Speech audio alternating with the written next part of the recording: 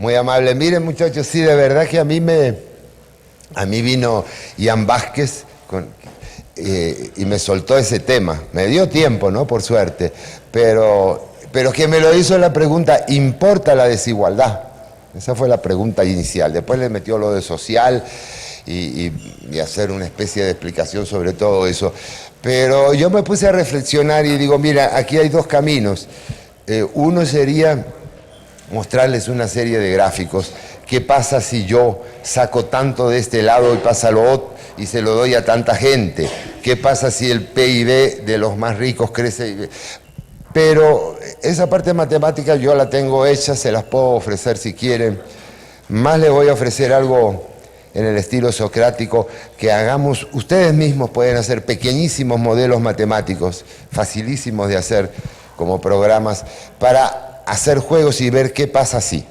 Pero después de esta pequeña explicación de por qué no quiero hacerlo tan matemático, yo pensé que lo más importante era, antes que nada, la reflexión, si se quiere, filosófica, pero no filosófica en el sentido de sistemas filosóficos, sino un poco filosófica existencial.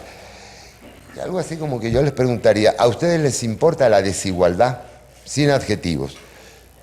No me gusta ver gente que de repente esté muriendo de hambre en la calle y gente que de repente tiene todo. Bueno, esa es una de las partes, ¿verdad? Yo me puse a clasificar un poco esto de la desigualdad. Hay una desigualdad obvia. Y yo saqué esta conclusión, fíjate, a ver si les parece. A todos nos importa la desigualdad. Y en muchos aspectos no nos gusta para nada la desigualdad. Pero en otros aspectos queremos ser diferentes, originales y especiales. A nadie le gusta la igualdad en algunas cosas. De hecho, somos todos desiguales, ¿verdad? No les ve las caras, son todas desiguales, diferentes las caras. Hay viejos y jóvenes, blancos, negros, mujeres, hombres, chiquitos. Es decir, la gente es diferente. Claro, cuando uno se le llama desigualdad, no se le llama eso a esa diferencia, pero sí hay desigualdades. Ahí yo voy a después hablar un poco sobre un concepto que a veces está muy en boga, a mí no me gusta mucho, que es el concepto de igualdad de oportunidades. Bueno, hay que discutir qué es la palabra oportunidad. Pero nosotros podríamos decir, en primer lugar, hay desigualdades de carácter, temperamento, aspecto físico, existencia, lo que es puramente subjetivo. En ese sentido, salvo las personas que tengan algunos defectos físicos o problemas de alguna naturaleza, a nadie le molesta la desigualdad. A todo el mundo le gusta la desigualdad. Imagínense que ustedes encontraran a alguien igual, que van por la calle y de pronto se encuentra una persona que es igual a ustedes mismos. El shock sería impresionante, ¿verdad? Sería una cosa... Bueno, y hay novelas y hay cuentos que juegan con esa idea. Porque uno está acostumbrado a esa diferenciación, a esa desigualdad. ¿En qué plano estamos hablando de desigualdad, aparte de ese que es tan personal, que es tan subjetivo? Yo me permito hacer una clasificación en 3 niveles. Una desigualdad que yo llamo política, que es político-jurídica, si ustedes quieren. Una desigualdad puramente social y una desigualdad económica. Son esquemas clasificatorios que uno hace para entenderse. No quiere decir que eso sea... Pero para entendernos podemos desbrozar el camino, dejando de lado ya esa desigualdad de condiciones, de capacidades, de existencia, que no la tomamos en cuenta porque además no hay mucho que se pueda hacer. Bueno, hay gente que hace cirugías estéticas y cosas así, pero... ¿Verdad? Hay gente... ¿Qué es la desigualdad política? La desigualdad política o jurídica o política es aquella desigualdad que se refiere a derechos diferenciales de las personas. Y les voy a decir, si ustedes van en la historia de 1800, 1700 y pico para atrás, prácticamente esa es la historia del ser humano, en todas las sociedades, en todas las culturas, Oriente, Occidente. no hay igualdad jurídica, no hay igualdad política. Esa desigualdad política se expresa en qué cosa, en que hay categorías jurídicas y políticas diferentes de personas. ¿Qué son esas categorías? Bueno, algunas son las categorías que todavía sobreviven, que son las que separan el nosotros del de ellos. Los griegos hablaban de helenos y bárbaros. Los helenos tenían derechos a ciertas cosas, los bárbaros no tenían derechos a ciertas cosas. Esa es una categoría que todavía la tenemos nosotros en la idea de ciudadanía. Pero la más importante era la categoría que también tenían los griegos, que tenían los chinos, que tenía todo el mundo, la diferencia entre nobles y plebeyos, a la cual se agregaban muchas otras categorías diferentes, con derechos diferentes. Conquistadores y conquistados. Por ejemplo, en China estaba la dinastía Manchú, que tenía unos derechos que gobernaban toda China, aunque en China hubiera nobles descendientes de algunas familias importantes, de algunos emperadores, etcétera, y otros no. Pero había esa diferencia fundamental. Esa diferencia fundamental se replicaba, se complicaba, se mezclaba con otras diferencias jurídicas. No sé hasta qué punto conocen la colonia, las colonias que había aquí, las colonias en la época hispánica, ¿verdad? Pero en la colonia en la época hispánica, depende de las ciudades, porque a veces eso se aplicaba distinto, había diferencias entre nobles y plebeyos. Había la diferencia entre los peninsulares y los criollos, los que estaban aquí. Había diferencia entre negros, que eran esclavos, se compraban y se vendían, y eso no se mataban porque era antieconómico nada más, pero estaban fuera de toda situación, digamos, de inclusión legal. Estaban los indígenas, que tenían sobre los cuales se discutió, creo que se discutió como 30 años, hasta que se llegó al acuerdo, después de profundas deliberaciones, de que sí tenían alma. Como tenían alma, no podían ser esclavizados. Por lo tanto, había que encomendárselos a gente para que los cristianizaran. Pero estaban en una categoría jurídica diferente. Estaba en la categoría jurídica en la colonia de los que se llamaban en algunos lugares castas, en el otro se hablaba de zambos, mestizos, mulatos, había como 20 categorías de esas. Y en la colonia, prácticamente, no había derechos iguales, no solo en los derechos políticos. En las colonias aquí nadie tenía derechos políticos, estaban administradas y gobernadas directamente desde España por funcionarios que traían la casa gobernante, que eran virreyes, capitanes generales, presidentes de audiencia, oidores, etcétera, etcétera. Nadie los elegía, o si los elegía un consejo de Indias allá, en Sevilla, o los designaba directamente el rey. O sea, derechos políticos en el sentido actual nuestro presente no había para nadie. Pero además había otras cosas. Esto se los voy a decir ahora como de memoria, inventando, hay que chequear en los libros, pero si tú eras zambo, o si tú eras mestizo, no podías entrar a la universidad. No. Si tú eras, no sé qué, no eras noble, no podías entrar, vestir cierta tipo de vestimenta adentro de las ciudades, o no podías montar a caballo, o no podías tener un coche de tales características.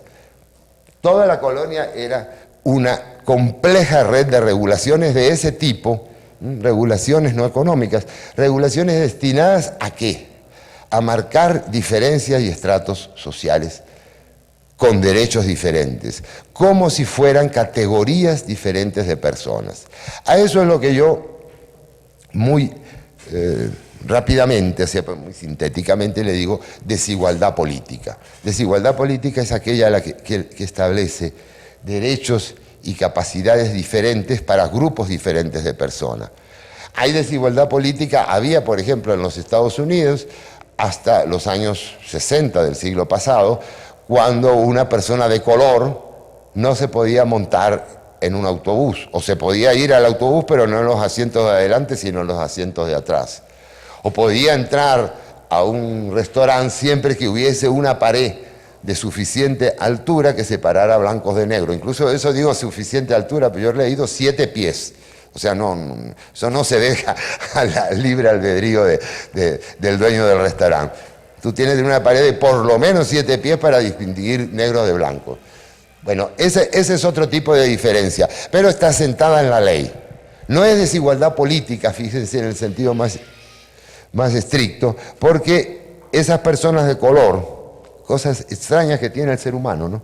Esas personas de color que no podían sentarse en esa mesa y que si se sentaba venía la policía y la sacaba a empujones, esa persona sí tenía derecho a votar, igualito que Rockefeller.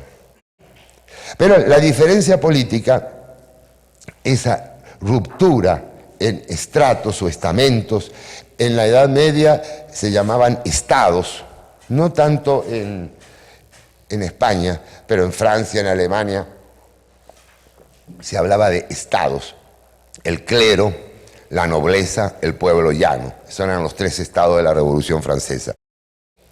En otros países se hablaba de 4 estados.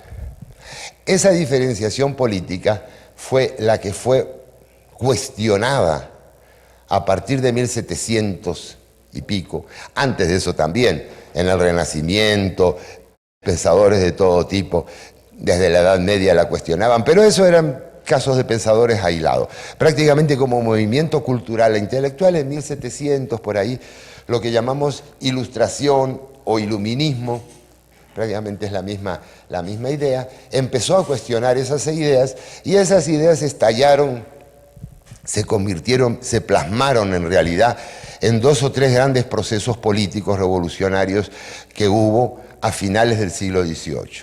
Primero, lo que se llamó la Revolución Americana o la Declaración de Independencia de las 13 colonias inglesas de Norteamérica, que plantean, escrita por Jefferson, que plantea que todos los hombres nacen iguales. Cosa que si se pone a analizar uno, los hombres no nacen iguales, para nada nacen iguales.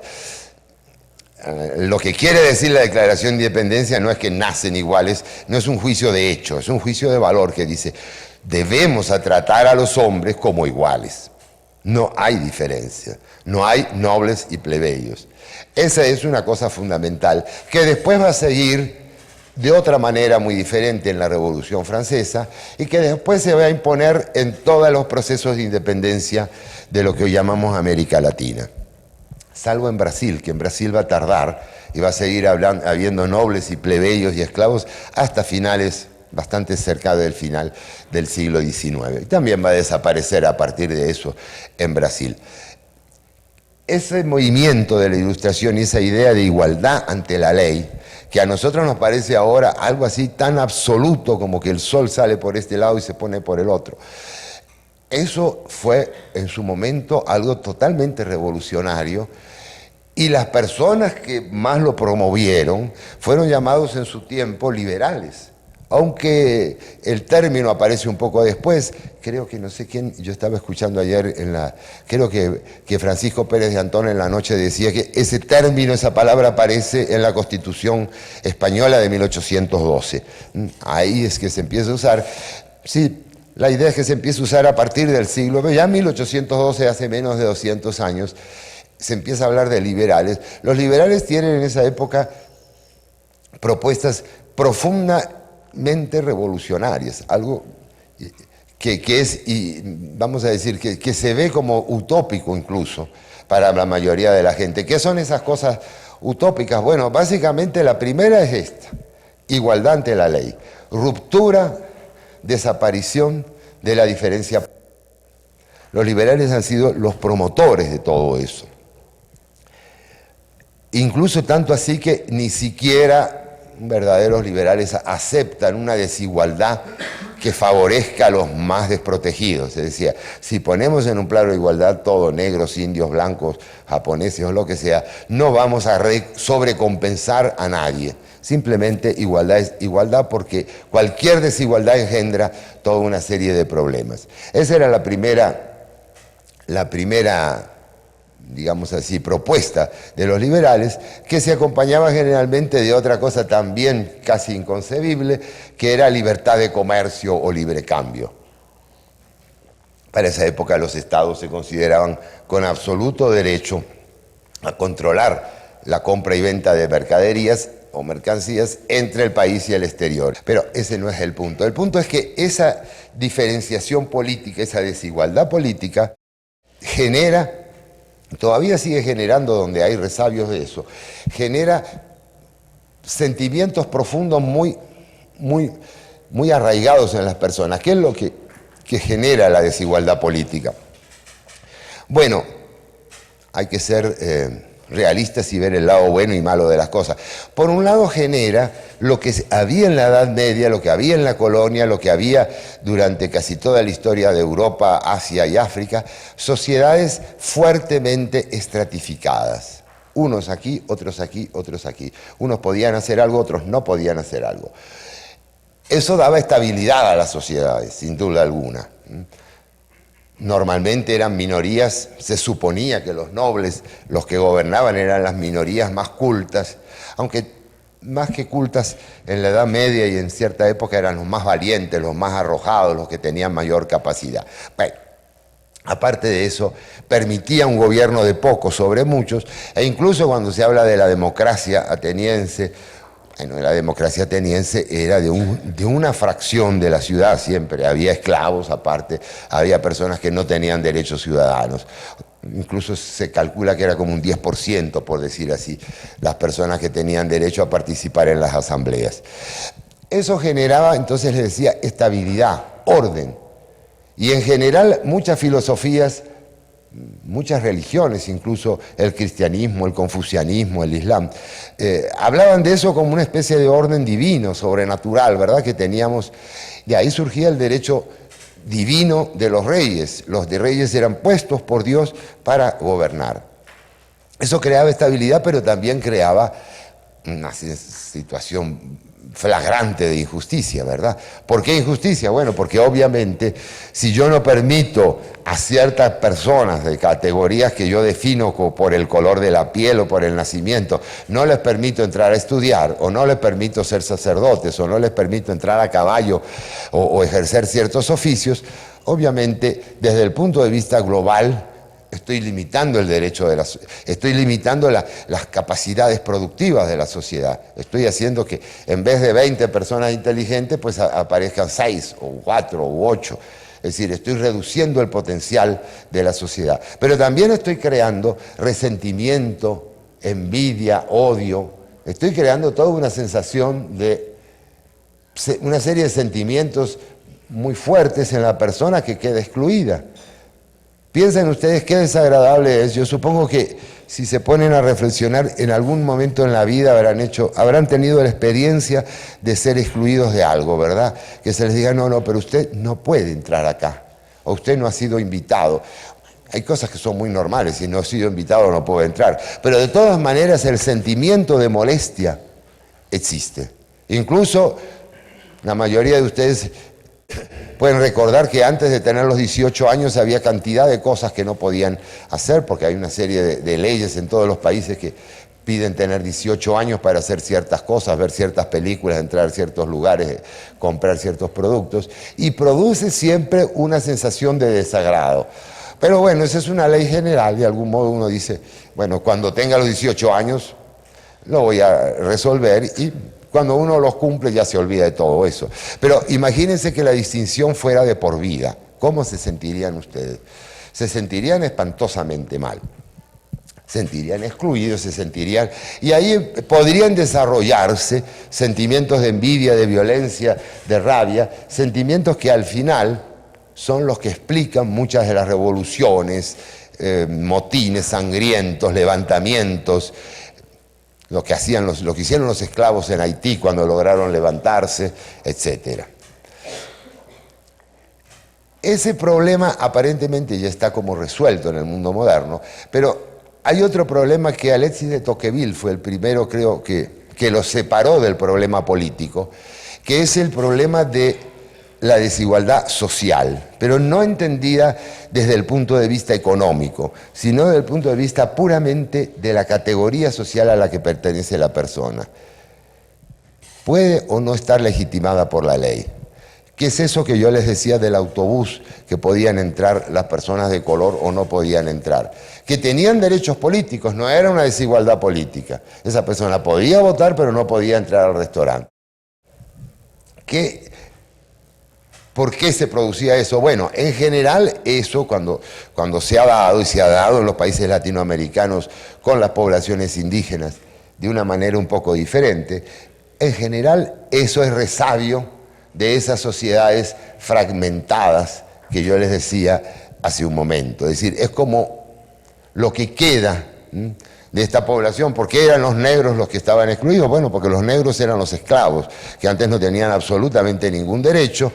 Después de la guerra civil se acabó con la institución de la esclavitud y entonces comenzaron a tener derechos. Pero no se les dieron los derechos políticos, se le dieron muchos derechos, el de tránsito, el de trabajo, pero socialmente quedaron marginados, socialmente quedaron estigmatizados como un grupo inferior y en muchos lugares de los Estados Unidos había leyes para estigmatizarlos.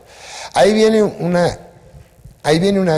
vamos a decir, un punto donde ya no hay donde solo la política liberal toca algunos aspectos y otros no. Fíjense, esa diferenciación social, esa exclusión social que se produce en los casos, o desigualdad puramente social, no estamos hablando si la persona esa de color que quería entrar al restaurante tenía mucho o tenía poco dinero. Podía tener mucho, de hecho, había quien lo tenía. Pero aunque tuviera para comprarse el restaurante, no podía ni siquiera sentarse. O sea, no era un problema de desigualdad económica. Esa desigualdad molesta a la gente, crea resentimiento, crea rencor, crea envidia, crea toda una serie de sensaciones muy desagradables, pero tiene, por así decir, dos facetas.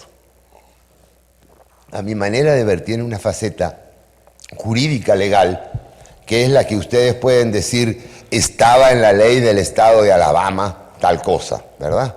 Y tiene una cosa que no es jurídica ni es legal, es que a algunas personas no les gustan cierto tipo de otras personas, las consideran inferiores o desagradables o sucias o ladronas o cualquier adjetivo así negativo y tratan de no tener contacto con ellas. Incluso esas personas pueden ser tan indiferenciadas como los extranjeros, pueden ser X cosas, los campesinos, la gente del norte, la gente del sur, la gente del oeste o del este.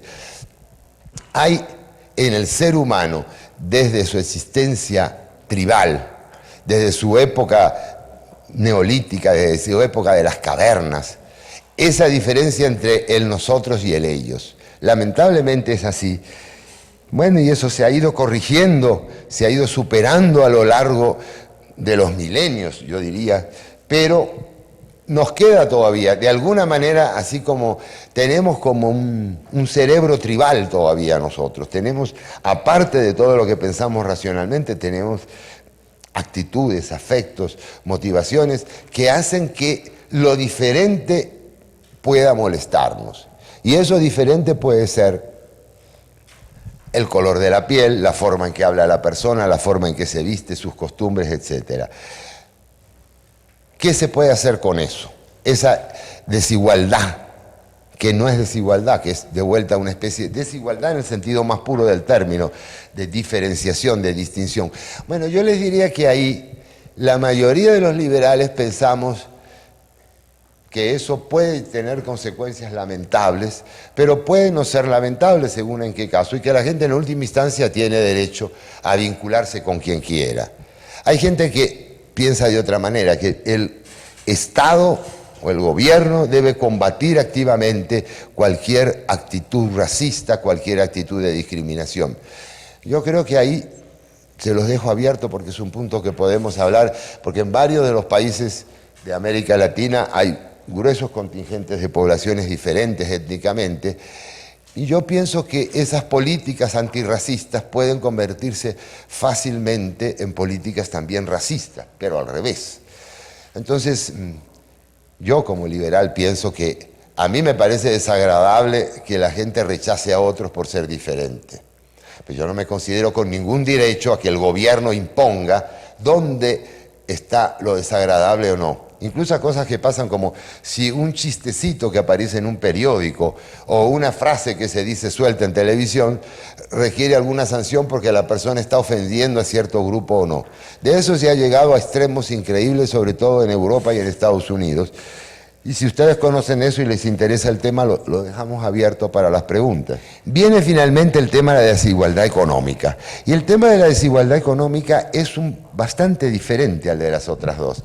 Fíjense que si a mí me excluyen de mis derechos políticos porque no nací noble y tuve de mala suerte esa, que la verdad que no tuve culpa, ¿verdad?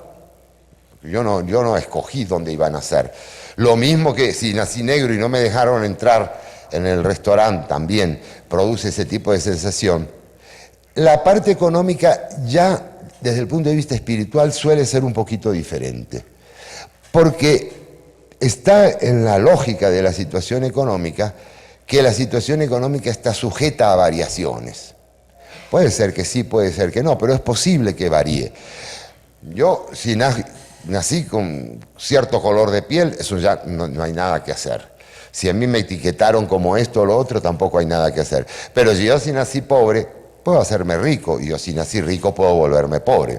Esa parte es un poco diferente, ¿verdad?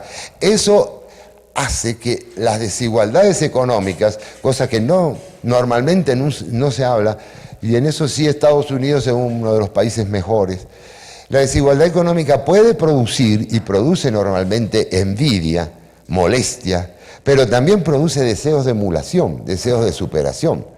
Yo veo que mi vecino estaciona su helicóptero ahí y puedo decir, maldito, qué desagradable con ese porquería de ruido y no me deja ni pensar y cómo habrá sacado ese dinero.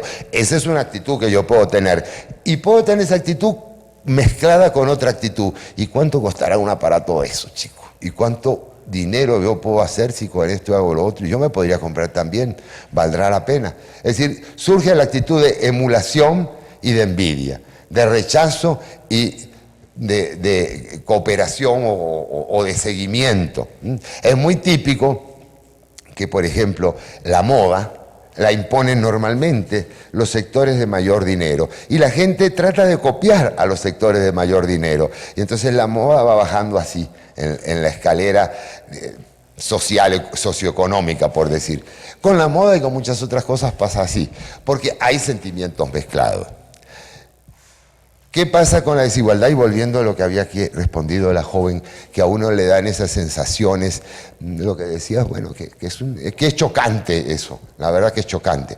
Bueno, piensen, y yo les hice este marco un poco histórico para que vean, si es chocante ver una persona rica y otra pobre, oye, más chocante es ver que una persona trata de entrar a un sitio y no la dejan, ¿verdad? O que la persona quiere ejercer un derecho y le dicen, no, usted aquí no puede pasar a caballo, la ley le prohíbe. Debe ser una cosa.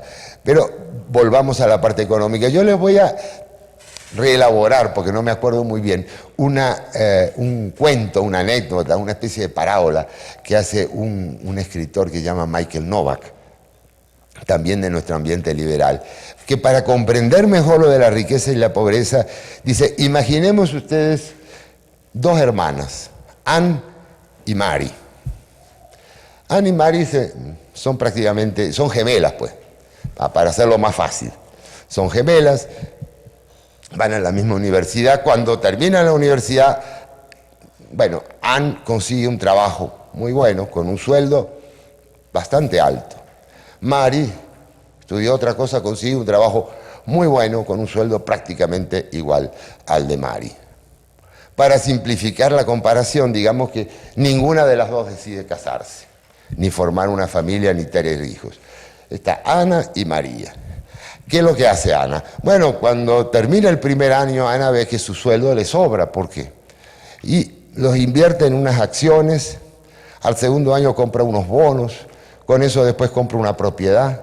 Y a lo largo de 25 años, que cuando ella ya llega a los 50, por decir, empezó a los 25, tiene 50 años, oye, Ana tiene 7, 8 propiedades, tiene una casa en el extranjero, incluso tiene otra casa de playa, tiene unos carros muy grandes y tiene una cartera de inversiones valuada en $500.000. Esa es Ana. María gasta el mismo sueldo, hace lo mismo, tiene la misma profesión, las mismas actitudes, no se casa, pero María es una persona que le gusta otro estilo de vida. Entonces cuando recibe el primer sueldo, ella dice, caramba, yo siempre he querido conocer lo que era el Tíbet, viajar allá. Entonces viaja al Tíbet, se pasa como 2 o 3 meses, pierde de ganar esos sueldos, pero ella ha acumulado algo, regresa a Nueva York, visita a su hermana y le cuenta del viaje y la hermana le cuenta, mira, he invertido en esto y ahora tengo tantos bonos de la General, no sé qué. Piensen a los 25 años. Después de eso del Tíbet, ella dice, no, no hay como la Patagonia. Yo he oído hablar tanto del Estrecho de Magallanes que eso tengo que verlo. Total que 25 años hace así, ella hace una vida más alegre, más disipada, tiene otro tipo de relaciones que su hermana Ana.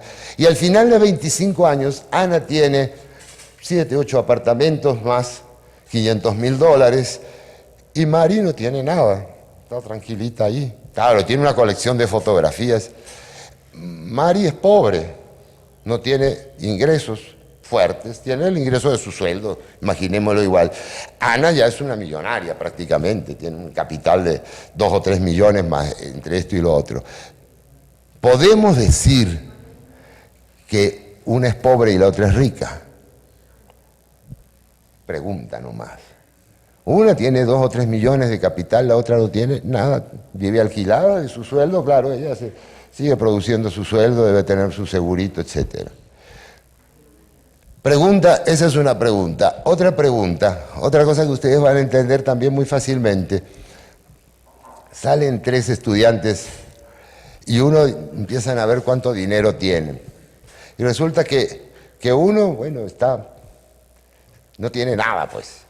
Pero es hijo de una familia rica que lo ha mandado afuera a estudiar. No le da mucho dinero, no le deja hacer muchos gastos. Es una persona muy bien vinculada en su país. Además es un hombre inteligente.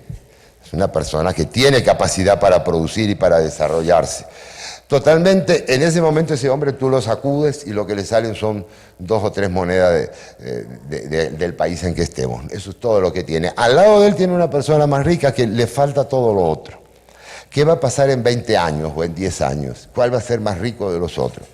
Entonces, todos estos ejemplitos que yo le voy dando es un poco para plantearles que riqueza y pobreza no son esos temas que nosotros vemos tan abstractamente. Claro, algunos me dirán, bueno, mire, doctor, eso está todo muy bien, pero hay extremos. Hay gente que no solo para su helicóptero ahí al lado, sino que tiene 2 helicópteros, uno azul y uno blanco, según la ropa que va a usar, combina con un helicóptero con otro. Gente que sabe más o menos. Y hay gente que vive recogiendo cosas en los basurales, ¿verdad? Eso es lo que le choca a uno normalmente. Fíjense, a nosotros, no sé si los ejemplos que le di les interesan, les chocan, los motivan, los entienden o cómo lo perciben. Pero la situación de dinero, voy a agregar sobre ese punto de esa especie de relatividad existencial que tiene el dinero. La situación de dinero, ustedes la van a percibir, la mayoría de ustedes, si no la están percibiendo, que son o van a ser profesionales. Muchos de ustedes van a trabajar en empresas, pero muchos van a trabajar como profesionales por su cuenta. No como empresarios, porque lo que digo va más que todo para el profesional por su cuenta. El profesional por su cuenta tiene la libertad de trabajar más y ganar más, o trabajar menos y ganar menos. Es así. ¿Dónde es el punto correcto? No hay un punto correcto. Yo puedo deslomarme y decirle a mi esposa, ve con los niños al parque que yo voy a seguir trabajando acá el domingo a las 3 de la tarde. O puedo decir, no, mire señor, yo sé que para hacer su trabajo tengo que quedarme el domingo a las 3 de la tarde, me voy con mi mujer y los niños al parque, ¿verdad? Yo lo puedo hacer perfectamente. Entonces, el nivel de ingresos en un profesional por su cuenta va a depender grandemente de lo que hace, de lo que decida él. Esto es para ilustrarles, en principio, de que la pobreza y la riqueza no son esas entidades fijas. Y se me ocurre otra anécdota, a lo mejor estoy un poco exagerado en eso, pero hay un cuento que no sé si lo han oído circulaba por internet. Están dos pescadores en una playa, en sus correspondientes hamacas, bajo un cocotero, tomando una cervecita. Son las 2 de la tarde, hace calor. Llega un consultor de negocios que viene posiblemente de Londres o Nueva York y dice, ¿qué hacen ustedes aquí? Y los tipos le dicen, mire, salimos a pescar. Pescamos hasta como entre las 6 y las 10 de la mañana. Vendimos la pesca y con eso le dimos un poco a las mujeres para que hicieran algo de comida y compramos la cerveza. Y mañana vamos a hacer lo mismo, igualito. Salimos a pescar, trabajamos 3, 4 horas, volvemos, nos recostamos en la hamaca y nos tomamos nuestra cerveza. Entonces el consultor le dice, pero ustedes no tienen visión capitalista, ustedes no tienen sentido de lo que tienen en sus manos. Estas son unas aguas riquísimas. Si ustedes formaran una pequeña empresa y trabajaran un poco más, podrían comprar un bote más grande. Con un bote más grande sacarían más pesca, podrían vender, y él empieza a hacer unos cuantos. ¿A cuánto venden esto al otro? No, miren, ya podrían tener un capitalito así, se compran 2 o 3 lanchas, ponen gente a trabajar. Y yo creo que en 2 o 3 años ustedes podrían tener una pequeña flota pesquera aquí, tener más o menos un ingreso líquido de tanto.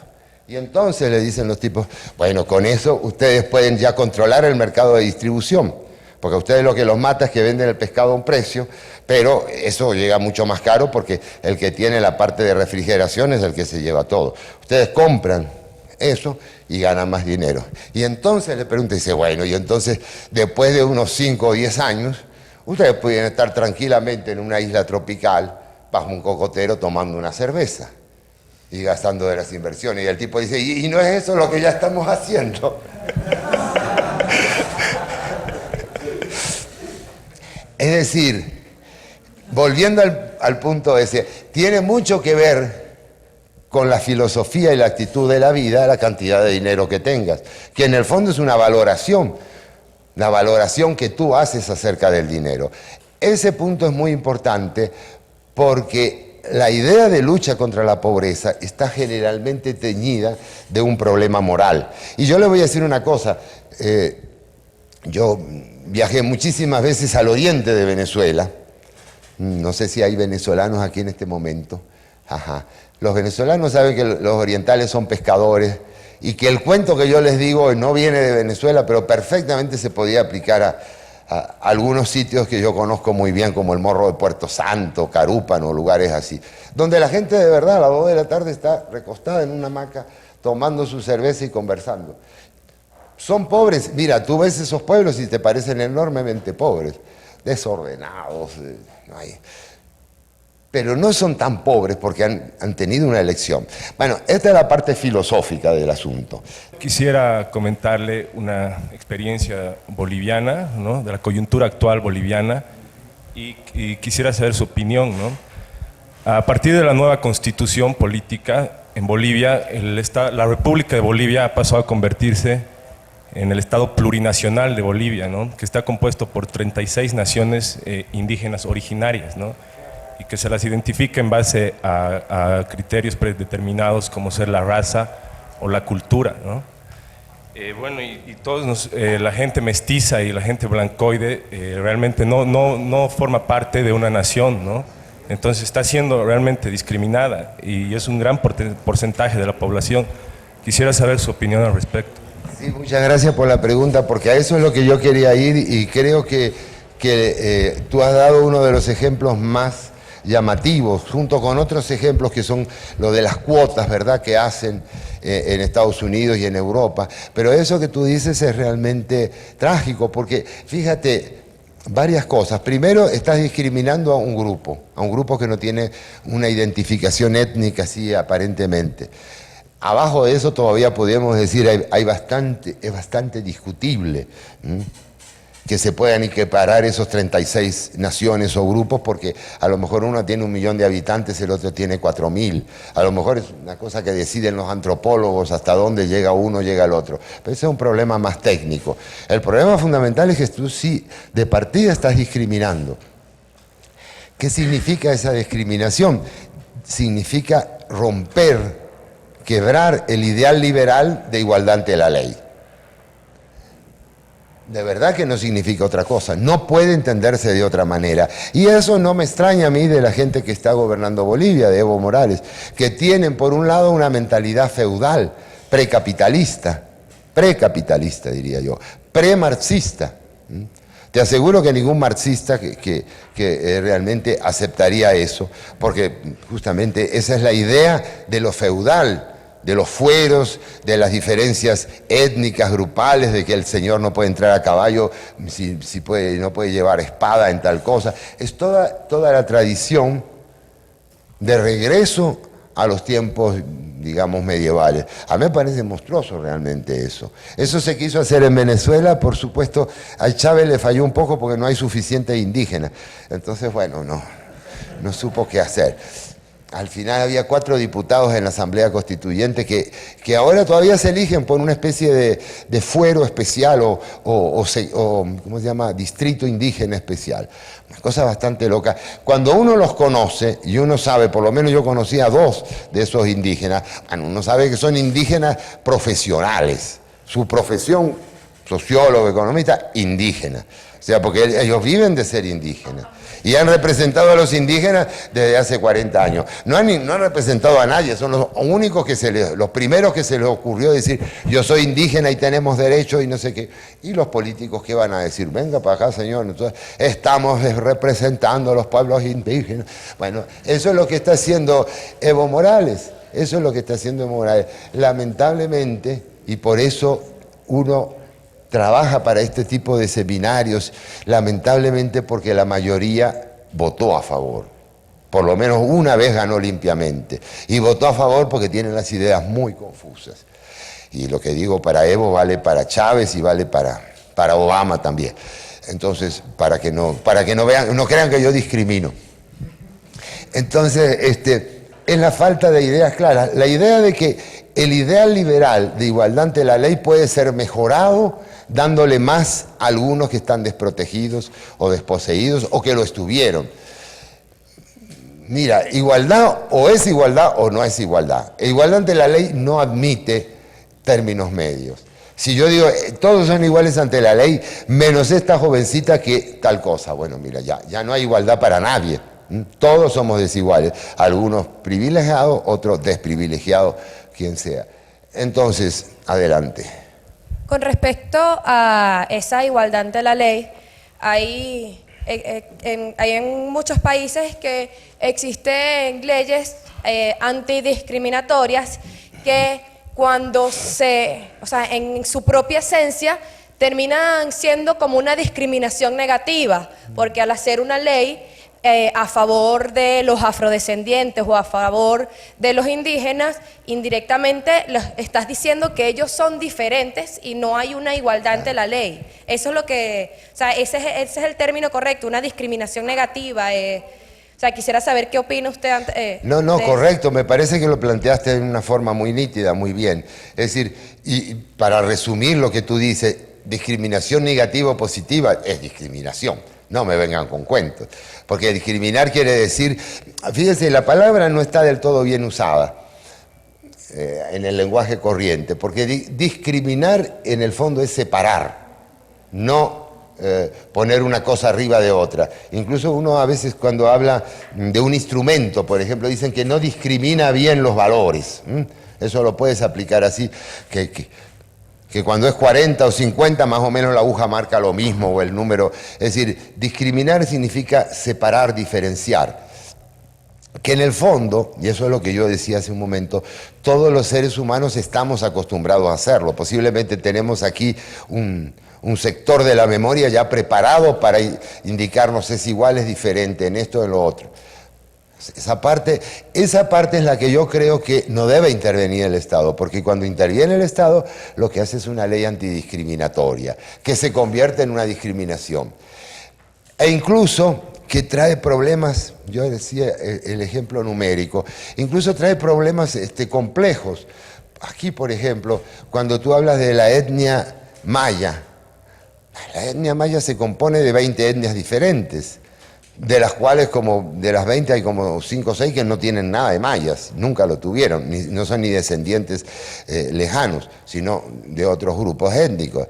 Pero entonces las pones en contacto, las pones en paridad con los garífunas, que son 3.000 personas, o con los xincas, que no se sabe cuántos hay, que si es que hay, si queda algún xinca realmente, o cuántas personas son de ese grupo étnico. Entonces estás, además de discriminar a todos los que no están anotados en esas etnias, está discriminando a los quiché con los cachiquel y a los cachiquel contra... Y está volviendo a todo el viejo enredo de la colonia. Al final vas a terminar en eso.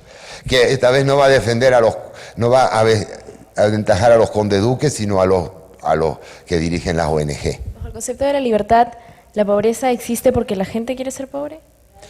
No, fíjate, la idea es la siguiente, lo que yo quería plantear, y me agrada, a mí me gusta más dialogar porque así me expreso mejor. La idea es que nadie quiere ser pobre, pero lucha con diferente intensidad para eso. Lo toma más o menos en serio. Yo, por decirles una cosa que le estaba diciendo un profesional independiente, bueno, yo como profesional independiente siempre he sido de los que digo, bueno, hasta acá estoy satisfecho. Puedo ganar más, pero yo no me voy a volver loco, tampoco. Y entonces prefiero salir con los nietos, los hijos o quien sea al parque. Yo soy de ese tipo de gente. No digo que sea mejor que nada, pero, o sea, mi sensación, mi actitud hacia la riqueza no es tan definida como el de otra gente que conozco. Otra gente que escribe, por ejemplo, yo básicamente lo que hago es escribir. Yo normalmente no escribo mucho pensando si el libro va a tener éxito económico. Pero conozco colegas que sí, ese es el primer punto. Entonces sí, todos queremos no ser pobres, pero algunos con una gran intensidad somos capaces de renunciar a unas cosas y a otras no. Es decir, eso hay que verlo. Y hay que verlo también, y por eso lo del pescador, qué significa concretamente ser pobre para ti. Porque si tú vas a estar ahí en la hamaca recostado y bebiendo la cerveza y tienes para la cerveza y, bueno, eres pobre en un sentido, pero tu calidad de vida efectiva no es tan baja. O sea, la calidad de vida real que tiene una persona no solo depende del dinero. ¿Sabes lo que yo te diría? Necesidades básicas, yo no creo que haya. Yo no creo que haya una escala de lo más básico, lo de lo menos básico, en el sentido de que, mira, hay gente con muy bajos ingresos, yo sé que hay gente que está realmente en situaciones pésimas, pero todo el mundo tiene su pequeña escala y lo que es básico para uno no es básico para otro. Incluso porque cuando dice, sí, pero la comida es básica. Mira, hay gente que come algunas cosas y otra gente que no las come. Hay gente que prefiere ceder en tal cosa, gente que vive con muy bajos ingresos, que come muy mal para vestir un poco mejor, o que es capaz de sacrificar comida por vivienda o vivienda por ropa o ropa. Sí, yo no creo que haya necesidades básicas, hay muchas necesidades, pero no podemos establecer un punto de referencia absoluto. Claro, hay cosas como que si tú no comes, te mueres, si no comes sistemáticamente te mueres, pero aparte de ese extremo hay 40.000 diferencias. Entonces yo le diría que hay una cuestión subjetiva, nadie quiere ser pobre. Hay situaciones sociales y económicas donde es más fácil o es menos fácil salir de la pobreza. Ahí entramos al problema de cómo salir de la pobreza, entendida como algo de volumen, ¿verdad? Es decir, como algo global, como algo social o colectivo. Y ahí vale la pena, en primer lugar, que recuerden lo que decía Jan Vázquez en la conferencia anterior a esta, es decir, mucho depende del crecimiento de los países. Cuando nosotros decimos que un país crece una tasa del 10%, que es más o menos las medidas que pueden hacer los economistas, porque otras es muy difícil de hacerlas, estamos diciendo que se ha aumentado un 10% de la riqueza general. Ese 10% puede estar distribuido de una manera o de otra.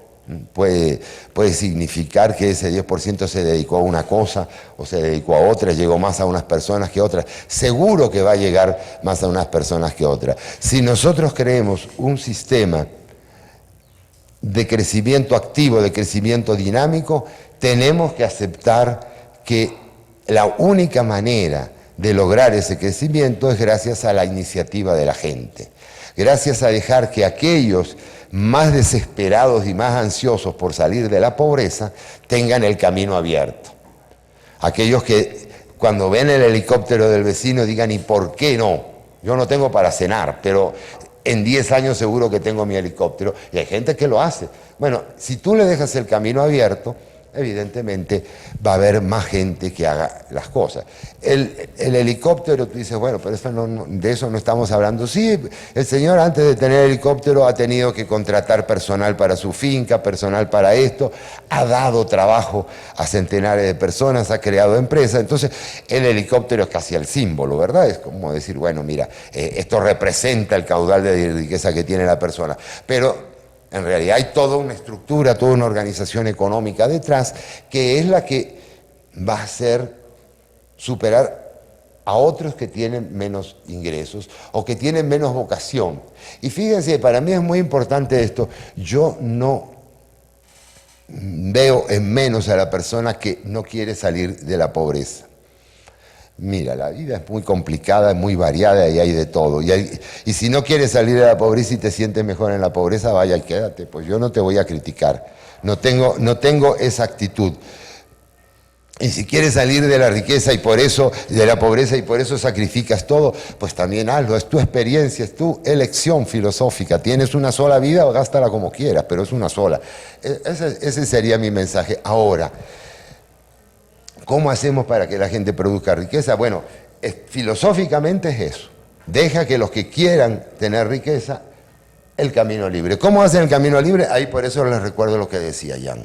Bueno, si tú para poner un negocito necesitas $1.400 o 50, bueno, estás impidiendo, en el caso de los 1.400, a mucha gente. Si tú le pones un impuesto de no sé qué, también estás impidiendo. O sea, toda la intervención estatal e incluso la desintervención en lo que debe intervenir facilita o no facilita la creación de riqueza.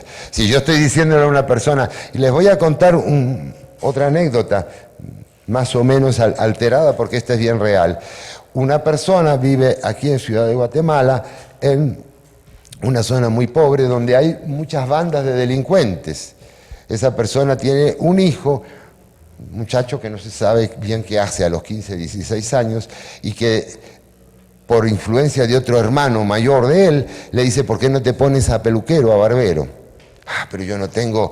Bueno, pero arreglan y compran usado un sillón de barbero y ponen en un rinconcito así, en una vivienda medio precaria, ponen una peluquería masculina. Empieza a venir la gente. Oye, y el muchacho no sabe mucho, pero claro, va aprendiendo y pobre, como no cobra demasiado, tiene sus clientes.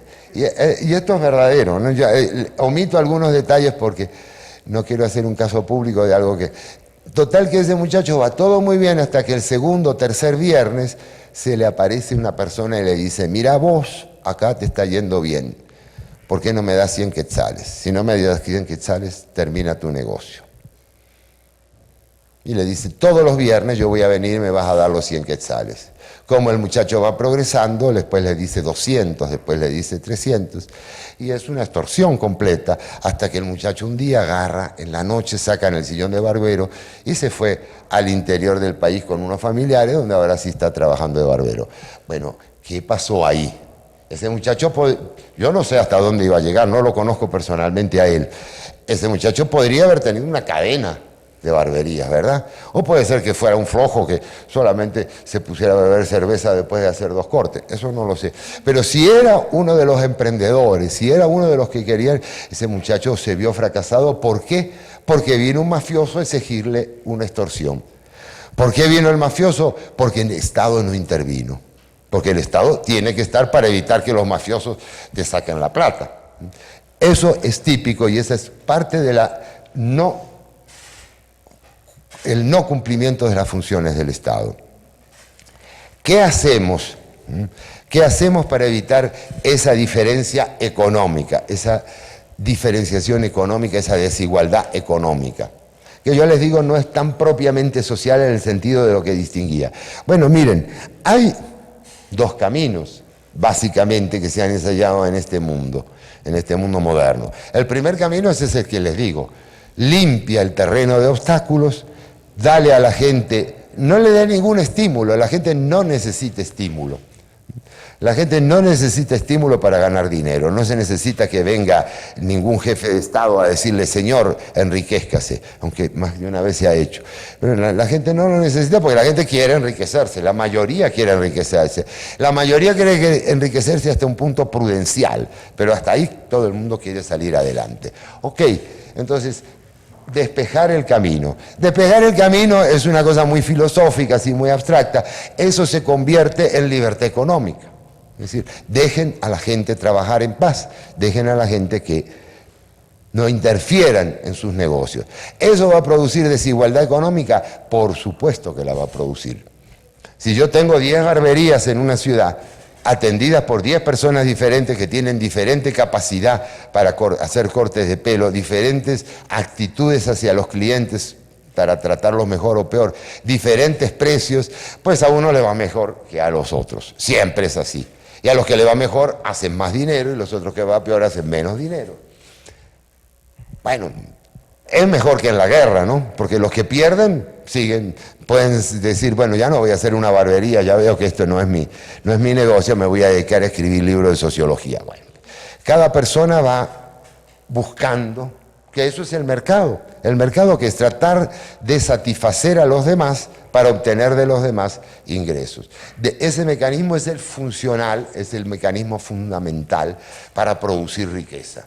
La pobreza no es otra cosa más que falta de riqueza. Es decir, es una cualidad negativa. Entonces, el camino fundamental, la vía esencial para eliminar la pobreza es el desarrollo económico, que se obtiene, como toda la experiencia internacional lo dice, hasta el hartazgo, con libertad económica. ¿Elimina eso la desigualdad? No. Lamentablemente no la elimina. Y si tú das libertad económica, va a aparecer un señor tipo Bill Gates que va a ganar, a tener 80.000 o 40.000 millones de dólares, y va a haber gente que va a ganar 1 o 2 dólares al día. Tiene que pasar. Porque si no, el sistema no funciona, es un sistema de competencia, de emulación, de diferenciación. Si todos hacemos lo mismo y todos ganamos lo mismo, creamos el más absoluto estancamiento económico. ¿Cuál es la otra vía que se propone para... Fíjense que son dos problemas distintos en realidad. ¿Cuál es el otra vía o modelo que se propone? La redistribución del ingreso. La redistribución del ingreso es sacarle a unos para ponerle a otros. Y yo creo que Jan decía hace un rato que si tú quieres crecer como país y tienes ese modelo de redistribución, no funciona, no creces lo suficiente como país. Si tú ya eres un país rico, el modelo funciona un poco mejor, o puede funcionar aunque uno no esté de acuerdo. Y yo, pensando en la misma línea, hice un ejercicio matemático de esas cosas que les hablaba al comienzo. Lamentablemente lo tendría que haber puesto para que lo vieran, pero supongamos que en un país hay 100 personas, hay 2 países, cada uno tiene 100 personas, ¿verdad? Para hacer una comparación. En un país hay 40 ricos y 10 pobres, el 50% ni muy pobre ni muy rico, ese no necesita que le den ni que le quiten. Y en otro país al revés, hay 10 pobres y hay 10 ricos y 40 pobres, ¿verdad? Es decir, imaginen una situación como la de un país desarrollado y la de un país subdesarrollado. En el país desarrollado vamos a poner que la gente tiene más ingresos, tanto ricos como pobres, que en el país más atrasado. Yo les puse aquí, yo hice un ejemplo con números. Esto es lo que les digo, lo pueden hacer muy fácil, y la verdad que como no lo hice en la lámina, les puedo pasar esta hojita, pero en un Excel se hace muy fácil. Supónganse ustedes que los ricos ganan 40.000, los pobres ganan 1.000. Y en el otro país los ricos ganan 10.000 y los pobres ganan 200. Eso sí, están al límite de la subsistencia. Yo les voy a quitar a unos para darle a los otros. Yo hice la prueba con un 3% y con un 1% de todos los impuestos, que es la verdadera transferencia. En realidad es más o menos la cantidad que pasan. Nunca es el 40 o el 30% porque el Estado tiene el 90% de sus gastos, no son transferencias directas ni nada que ver con transferencias a los pobres. El 90% de los gastos son otra cosa, gastos de seguridad, de defensa, de burocracia, robos, etc. Entonces, si tú le sacas ese 3% a los ricos para dárselo a los pobres en un país rico, esos pobres que ganaban 1.000 pasan a ganar 5.800. Si tú en vez de sacarle un 3%, le sacas un 1%, en vez de 1.000 pasan a ganar 2.600. O sea, si tú a mucha gente rica le sacas un poquitico y hay poca gente pobre, esa gente pobre aumenta fuertemente. Imagínenlo en un grupo, ¿verdad? En un grupo de 10 personas. Si hay una persona que está mal, un pobre, en un grupo de 10, y hay 5 que tienen para darle, bueno, sumándolo de los 5 a esa persona, pues sale de situación. Pero si la situación es al revés, y hay pocos ricos y muchos pobres, que es lo que nos pasa a nosotros, aunque le saques uno, yo que aquí tengo... Ese pobre que ganaba 200 pasa a ganar 275 o 250 o 225. Sigue siendo igualito de pobre. O sea, para mí esto es un problema matemático fácilmente calculable. Es explicación suficiente de que casi todos estos programas que se están haciendo son una maldita fantasía política, pero no sirven absolutamente para nada. Porque una persona que en realidad tiene un ingreso diario de $2, que la sitúa para todo el mundo en condiciones de pobreza, bueno, con todos los programas sociales de transferencia que hacen los mexicanos, los guatemaltecos, los venezolanos, etcétera, etcétera, etcétera, bueno, tú logras que la persona realmente, en vez de ganar $2 diarios, esté ganando 2,75, 2,25. A nadie en el mundo sacas de la pobreza pasándola de 2 a 2,50 dólares diarios. Claro, tú dices, sí, pero mira lo que pasa en Europa, mira en Noruega y mira en no sé qué, ahí no hay pobres porque... Claro que ahí no hay pobres. Si tú tienes que la mayoría de la gente tiene un ingreso de $40.000 al año, sí, hay algunos casos extremos de gente que no tiene más que $1.000 al año. Bueno, pero claro, de los de 40.000, con que den un poquitico, van a cubrir las necesidades de esos pocos pobres, que son casos excepcionales, ¿me entiendes? Es decir, el ejemplo no vale. No sé si alguien quiere hacer alguna pregunta sobre esto porque me interesa mucho. Es decir, el ejemplo, adelante. Sí, mi nombre es Edison de Colombia, ya que estaba hablando de estos temas.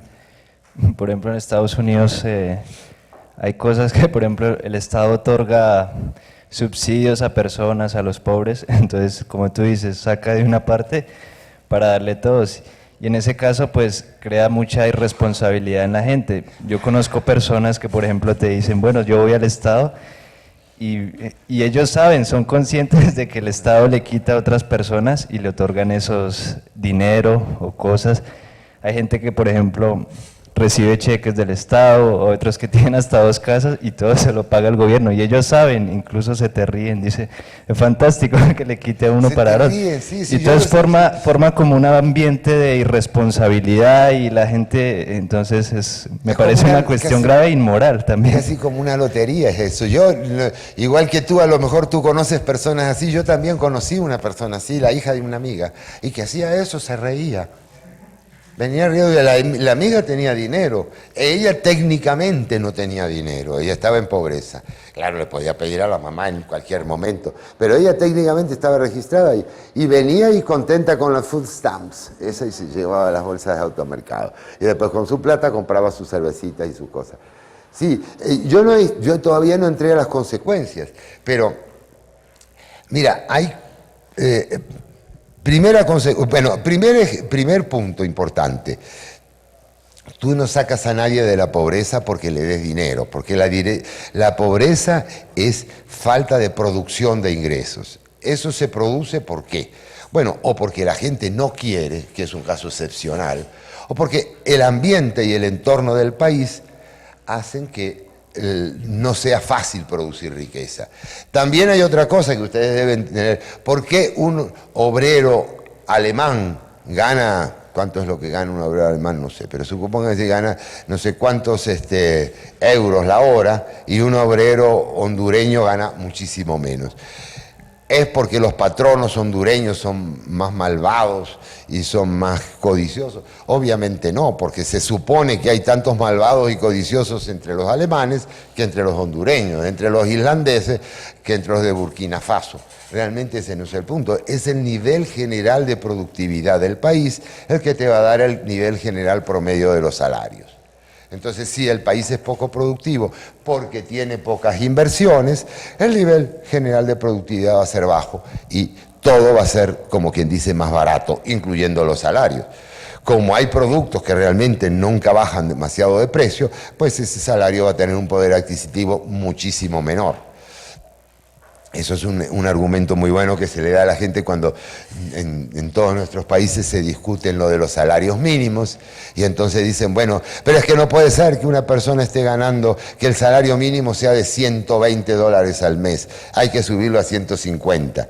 Y entonces yo tenía un amigo de la Cámara de Comercio de Caracas que decía, pero que amarretes, si un obrero alemán gana 2.000, ¿por qué le vamos a dar 150? Démosle 2.000. Es que nosotros no somos tan generosos como los alemanes. No es un problema de generosidad. Pero volviendo al punto, entonces, la transferencia o el subsidio no saca a nadie de la pobreza en un sentido porque no es estructural. Porque la pobreza no es que te falta $50 para esto, es que no produces tantos dólares. Claro, eso no niega que hay situaciones catastróficas que sí se puede sacar a la pobreza. Si a una persona se le acaba de caer la casa porque hubo un deslave, o hubo un terremoto, o hubo una guerra, evidentemente, eso no implica de que no pueda haberse casos específicos. Pero como cosa general, como producción, no vamos a encontrar que la pobreza sea así. Pero al transferir, al sacar dinero de unos para otros, empiezan a tener todas las consecuencias terribles. La primera consecuencia fuerte es que eso es mucha plata. Esa mucha plata desequilibra los presupuestos y obliga a los gobiernos a cobrar más impuestos. ¿Qué significa cobrar más impuestos? Bueno, significa en el fondo que ese peso, que hay un peso marginal, pero hay un peso que yo iba a invertir en comprar nueva tecnología para mi empresa, con lo cual iba a aumentar el nivel de productividad y con el cual iba a aumentar, a reducir el nivel general de pobreza, ese dinero pasó a manos del Estado. De ese peso que pasó a manos del Estado, unos centavos, porque no todo el peso completo, pasó a manos de alguno que cayó entre los pobres, que cayó en la lista de los que se suponen pobres, supongamos que sea pobre. Pero es una fracción, la máquina tiene su disipación térmica, como algún ingeniero podrá ver acá y entiéndeme la idea, que no hay ninguna máquina perfecta, transforme toda la energía. Si yo les doy 100 quetzales a un mendigo que está aquí, los 100 quetzales le fueron a un mendigo. Pero si yo le doy 100 quetzales de mis impuestos al Estado de Guatemala, posiblemente a ese señor le lleguen 20, 13, 4, 1, 0, etc. Es decir, en segundo lugar, es costoso, es caro y obliga a aumentar los impuestos. Cuanto más aumenta los impuestos, más allá de cierto punto, reduce el crecimiento económico. Pero después vienen las consecuencias más desagradables, más profundas y más feas, si ustedes quieren. La primera es la que tú dices, que por eso quiero llegar hasta este punto aquí. La primera es el absoluto desestímulo, la provocación, el impulso a la pasividad de la gente. Y fíjense, eso no pasa si se trata de una catástrofe natural aislada, ¿verdad? Hay un terremoto, vienen y me dice, usted perdió su casa, sí, perdí todo. Bueno, acá tiene un dinerito para que salga adelante, que no se le mueran sus hijos, ok, eso está muy bien. Pero si tú sabes que cada mes te van a dar una platica, incluso acá se lo hace con la condición de que la gente ponga a sus niños en la escuela. Si la gente quiere poner a sus niños en la escuela. Después las escuelas están abarrotadas y no pueden atender a los niños. Entonces, esa segunda condición es muy, muy importante porque la salida de la pobreza, y ahí vamos al principio de lo que yo exponía, la salida de la pobreza tiene que ver mucho con un factor subjetivo. Si yo tengo asegurado una cierta cantidad, no salgo a trabajar. Y si la cantidad es poca, habrá mucha gente que aún así no salga a trabajar. Y ustedes lo recuerdan y lo pueden saber, algunos de ustedes todavía vivirán, dependerán de sus padres, otros lo han hecho hace poco tiempo, y podrán saber que aunque la mesada que le den sus padres es poca, no es tan mala como para que ustedes ustedes salgan a buscar un trabajo. La gente lo piensa y evalúa. Dice, bueno, mira, yo así no tengo plata para comprarme esto, pero me mantienen mis padres, vivo con ellos, todo tranquilo y feliz. Es decir, es un poco la misma idea, por eso se le llama algo paternalista. Ese es el segundo problema. Pero hay dos problemas políticos, o un mismo problema político, no, son dos problemas políticos que son también muy graves. El primer problema político grave es que ese subsidio lo da la sociedad. Pero el que lo entrega es un político. Es decir, lo pagaste tú. Tú diste una parte de cada IVA que pagas para que le pasen esa plata a la gente. Pero el que lo da no dicen, yo se lo di, este señor me acaba de dar el equivalente a 7 pesos colombianos y esta señorita a 8, y nadie dice eso. Soy yo el gobernante. Aquí es típico, en este caso en Guatemala si pueden ver la televisión de acá, van a ver que a cada 5 minutos y firma gobierno y el nombre y el apellido del mandatario. No es el gobierno de él, es el gobierno de Guatemala, con el ingreso que le dieron los guatemaltecos. Entonces crea un efecto político paternalista que uno dice, bueno, muy sutil lo que está diciendo este profesor. No, no es nada sutil. Crea la sensación en el que lo da y en el que recibe de que es una transferencia personal voluntaria, como si él diera de su dinero. Y los periodistas redactan así. La señora tal estuvo en tal sitio y donó tantas cosas. Ella no donó nada, si ella no le costó un centavo. La última consecuencia política muy negativa, que esto es no se habla mucho a veces de esa, pero es quizá la más negativa de todos, es que una vez que tú estableces un programa de transferencias, no lo puedes echar para atrás. Porque nadie se atreve a proponerlo, porque es un suicidio político. ¿Cómo voy a ganar yo una elección diciendo, miren señores, vamos a quitar ahora todas las ayudas a los pobres? Y la gente se va a parar a aclamarme. No se va a parar a aclamarme. Entonces, ¿cómo se corrige eso? Miren, sí hay alguna que otra forma de corregirlo, pero son dificilísimas, de largo plazo, complicadas. Pueden llegarse a acuerdos entre los partidos, es fácil que alguien los rompa. Puede hacerse que se espere a que la inflación diluya eso, pero eso es otro mal también. Es decir, hay muchos efectos negativos. No sé si alguien quería por ahí, sí, ya te veo con esto. Okay. Mi pregunta es referida exactamente a lo que es la salida de la pobreza, ¿no? Porque quizás todos no tenemos la misma oportunidad de salir de la pobreza. Imaginemos que todos los que estamos aquí nos llevan en un autobús a la ciudad de Guatemala o aquí mismo en Antigua únicamente con lo que teníamos puesto. No tenemos nada de dinero y hay gente pobre que está ahí que tampoco tiene nada de dinero. ¿Qué nos diferencia a nosotros a ellos? Lo que nos puede diferenciar a nosotros, lo único que tenemos ahorita sería nuestra educación. La educación que tenemos nos podrían ayudar a salir de la pobreza, pero ellos no tuvieron la igualdad de oportunidad, usted dijo que no quería entrar un poco en ese tema, pero me gustaría tratar de entender. Quería entrar al final. Me gustaría tratar de entender cómo nosotros, con lo único que tenemos, que es la educación que tenemos hasta ahora, podemos tener más oportunidades de salir de la pobreza que otros, más que la misma, o sea, ahí la pobreza no sería económica, no estoy hablando específicamente de eso. Mira, ahí yo te voy a decir una cosa que poca gente dice y por eso mismo te ruego que revises bibliografía, que la estudies por tu cuenta, porque mi respuesta no es la respuesta usual. La respuesta usual es que con gente más educada los países producen más y se elimina la pobreza. Mi respuesta es que eso es lo que técnicamente se llama una falacia de composición. Es verdad que si tú te educas más, ganas más, promedio. Y que si todo este grupo llega a Ciudad de Guatemala y va a un grupo parecido, todos sin dinero, así como tú dices, en una isla desierta, al final ustedes van a tener más dinero que el otro grupo. Eso es verdad, porque es comparativo. Pero si yo a todos les subo el nivel económico, el nivel educativo, nadie gana nada. El nivel educativo es un arma de la competencia intrapersonal. Pero lo que da el nivel de ingresos no es la capacidad educativa, es el nivel de inversión que hay. Claro, Por supuesto que eso no es 100% así. Hay una parte de tu capacidad educativa que te ayuda a utilizar mejor las inversiones, que te ayuda a adaptar mejor las tecnologías, a crear nuevas tecnologías. Todo eso es cierto. Pero no. Y te voy a dar el ejemplo de mi tierra, de Argentina. Argentina es un país donde la posibilidad de que tú te subas a un taxi y te lo maneje un profesional es aproximadamente el 30%. Profesional graduado, una persona que puede hablarte de física, una persona que sabe de historia.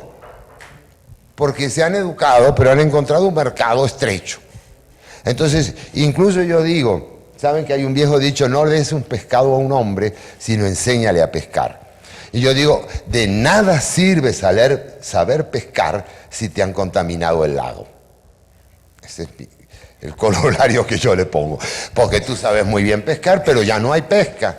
¿De qué hace toda esa gente que tiene un PhD en no sé qué cosa en Argentina si la economía de pronto hacen un manejo con la deuda y la economía se hunde, hay un default y la cosa se te va a la cuarta parte? Claro, a lo mejor tú puedes decir sí, pero ese tipo a lo mejor se salva. El que tiene el PhD sabe algo de idiomas y aparece ahí lavando vasos en Miami y en 3 años tiene un negocito. Es posible. Pero de todas maneras, esa es la realidad. Tienes que... Es decir, el país no te ha dejado, el país te ha educado ¿para qué? Entonces, la educación, por eso le llamo falacia de composición. Sí, edúcate tú, pero edúcate para sacar ventaja. Porque en saber siempre hay una pirámide. Y el que sabe más tiene más posibilidades que el que sabe menos. Pero siempre hay alguien que sabe más.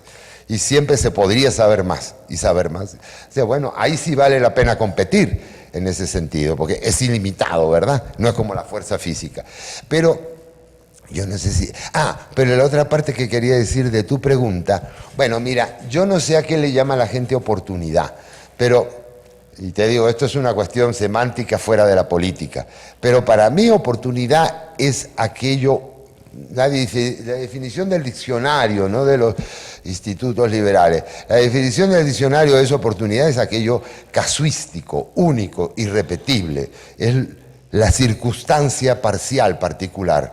Entonces, nadie puede tener la misma oportunidad, porque oportunidad es justamente lo imprevisto, lo azaroso. Yo salgo de aquí y salimos de aquí y una persona me dice, mire doctor, ¿usted sabe de tal cosa? Yo le digo no, pero él está al lado y dice, yo sí sé de tal cosa. Ay, y yo lo podría contratar, a lo mejor sí, y lo contrata. Entonces, porque yo dije que no. Pero él oyó la pregunta, eso es para mí una oportunidad, ¿verdad? No es las condiciones de base. Pero fíjate la otra cosa, las condiciones de base... Si tú quieres ser consistente para dar igualdad de oportunidades, tendrías no podrías hacerlo a través de la escuela. A través de la escuela normalmente es tarde. Cuando ya llegan a la escuela, el medio ambiente, el medio familiar, la estimulación precoz, 40.000 cosas, hacen que el niño que llegue ya, los niños están diferentes. Tú tendrías que pasar los niños a manos del Estado, prácticamente. Sí, porque uno se ha alimentado de una manera u otra. Tendrías que controlar incluso hasta los genes, porque los genes son diferentes. Los estímulos, mira, igualdad de oportunidades yo creo que no puede haber. Lo que hay es igualdad de reglas, igualdad de normas. ¿Cómo decir? Si yo voy a jugar un match de tenis con Del Potro, ¿verdad? ¿Tengo yo alguna oportunidad de ganar? La impresión de que no. Pero lo único que yo puedo pedir es que las normas sean las normas del tenis, normales. Es decir, bueno, si la pelota pica afuera, es malo. Es decir, hasta ahí podemos llegar. Pero no podemos hacer que equilibrar las condiciones para que yo esté de igual a igual con él, que tenga la misma oportunidad. Eso ya no es un match de tenis. Y eso va a hacer que el que equilibra las condiciones y el que los defina asuma un poder casi absoluto, que es el Estado. Porque detrás de toda esta política redistributiva, detrás de todo eso lo que queda es el poder del Estado. Bueno, señores, entonces les agradezco su presencia.